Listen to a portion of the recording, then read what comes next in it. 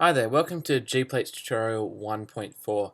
My name's Jonathan Leonard, I'm from the Earthbite group at Sydney University, and today we're going to be talking about how to create features within GPlates.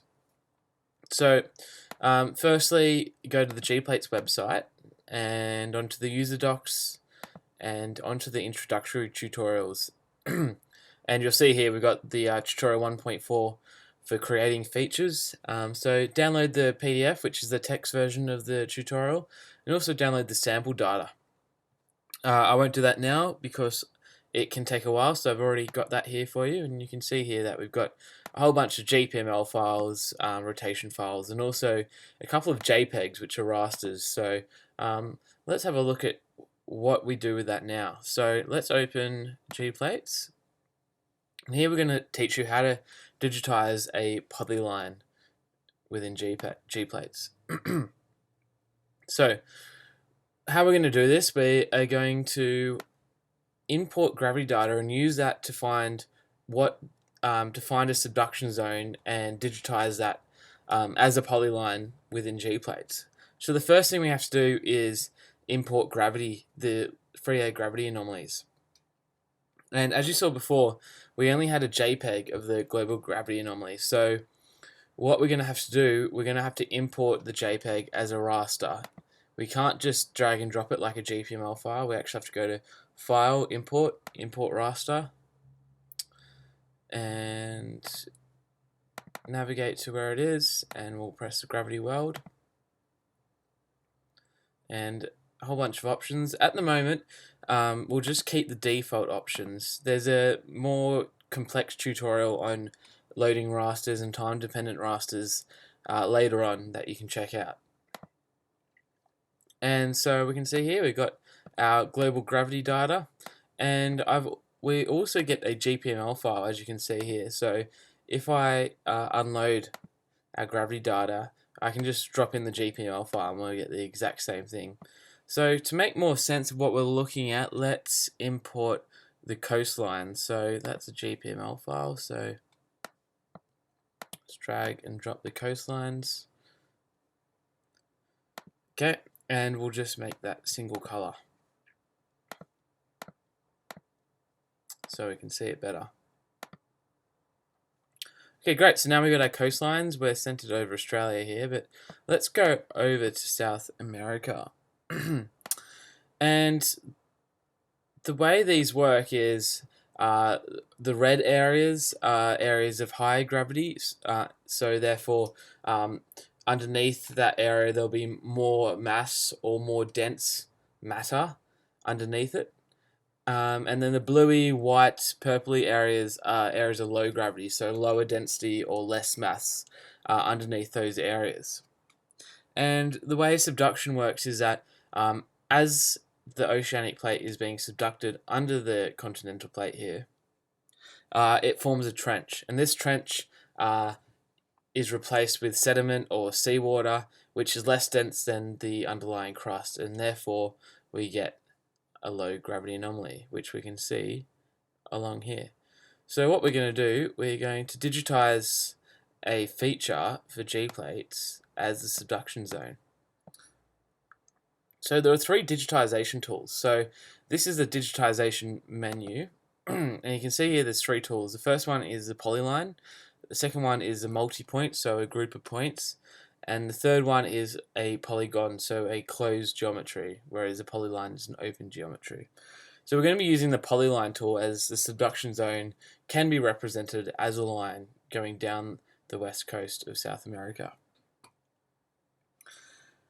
Okay, so let's start. So we've got the polyline, and we simply just create a series of vertices as we go and kind of just trace. It's hard to see because it's white, but hopefully you can see that we're just kind of tracing a line down the subduction zone. As you can see on the right, the coordinates are being created as we go of each subduction zone, of each vertice. And that should do us. There might be a bit more down here, but we'll leave it there for now.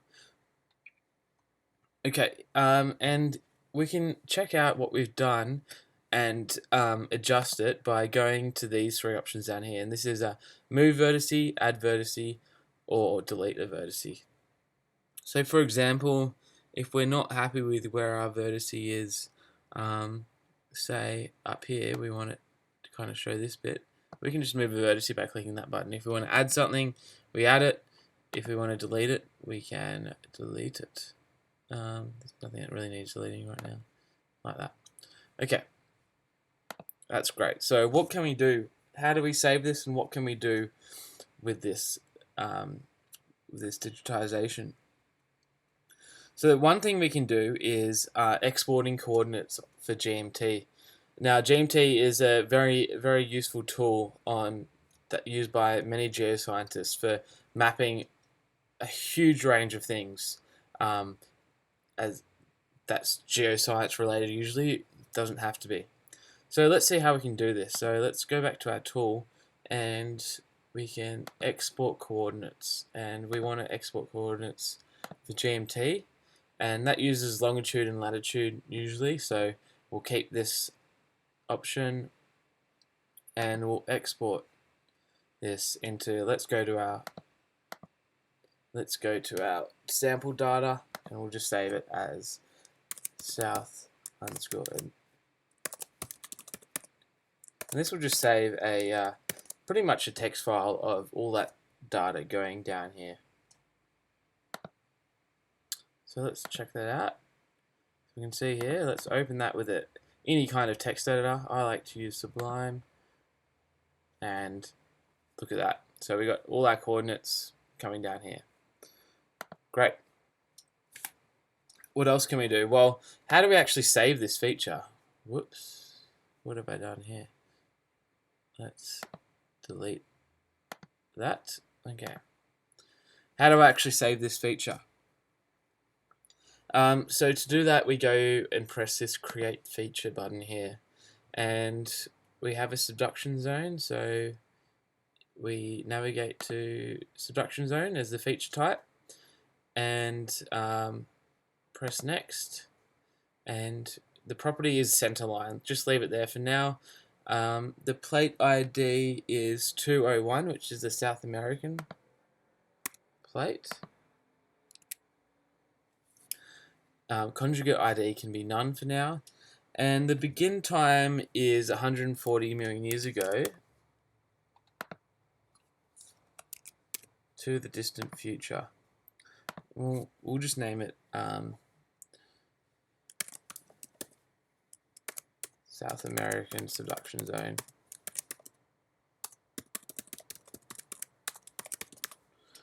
Okay. So we can just leave it at those properties for now. And we're going to create a new feature. Okay, and so now we have a new feature. We should be able to see it in our layer menu, which we got right here. So we can see that subduction zone disappears when we turn on and off this layer. So before we do this, we have to actually make sure it's saved in the Manage Feature Collections window. So this is a new feature collection, so we need to save it as, and we'll save it as South underscore America underscore subduction underscore zone. Cool. So now we have our very beautiful subduction zone as a feature and saved within its own feature collection. So if we want to make many features, so a whole group of subduction zones, we can save all those subduction zones within a subduction zone feature collection. Alright, so now that we've got that sorted, we are going to go on to cookie cutting. So let's get rid of, we're doing a very different thing, so let's get rid of all our all of our data that we don't need. And we don't need our subduction zone GPML, and we don't need our gravity raster. So cookie cutting data, it's hard to define, but the essence of it is, what have I done here? So, no, that's all right. The essence of it is kind of cutting up a data set and assigning it information based on where it is within another data set. Now, that doesn't make a whole lot of sense right now, but it will become quite clear in a minute. So let's load in our GPML files of volcanoes all over the Earth. Okay, you can see we've got pretty much every volcano, like every major volcano that's fairly recently been active. And if we observe some of the data about these, we got, so we've got, that's none classified. So we got Smith Rock Volcano, or yeah. So we can see here we've got a whole bunch of different volcanoes in Japan, and there's many more. Some of them are unnamed, but many of them are named. However, one thing that we don't have is the plate ID. So what we can do, we can assign each of these volcanoes plate ID based on where they are within plate polygons. So let's drop in the plate polygons for today, and to assign plate IDs to the volcanoes, we go to features and onto assign plate IDs. Okay, so we're assigning the plate polygon file to the volcano file.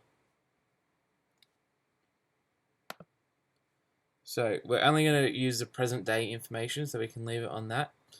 And for feature partitioning, we're using cookie cut right here, and then we're just reconstructing plate ID. So pretty much can leave all those defaults, although you can play around with them if you like. And there, so let's turn off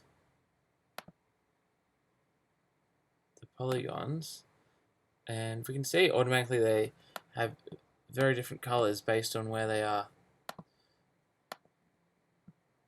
with regards to their plates. And so if we click on, if we click on each one, we can see that they now have a plate ID. So it's a very quick and easy way to cookie cutting. Cookie cutting is a very quick and easy way to assign information to some data sets if it's relevant.